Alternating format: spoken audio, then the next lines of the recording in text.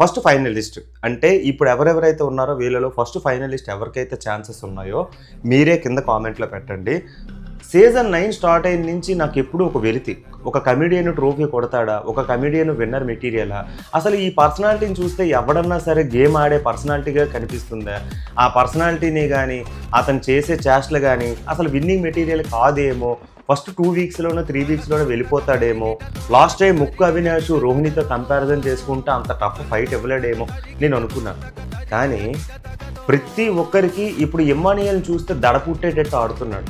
అండ్లో soldier Kalyan ఎన్నో ట్రైనింగ్లు తీసుకొని ఫిట్గా ఉన్నా సరే అతను కూడా భయపడేటట్టు అండ్ అతనితో కంపారిజన్ చేసుకున్న డిమాండ్ ఫిజికల్లో ఫిట్ అయినా సరే అతను కూడా భయపడేటట్టు, వీళ్ళందరూ కూడా భయపడేటట్టు ఆడాడు అని అంటే అది ఇమ్మానియల్. పర్సనాలిటీని చూసి జడ్జ్ చేయకూడదు, పర్ఫెక్ట్ ఎగ్జాంపుల్ ఎవరైనా ఉన్నారని అంటే అది కూడా ఇమ్మానియల్. ఇప్పటి వరకు బిగ్ బాస్లో 48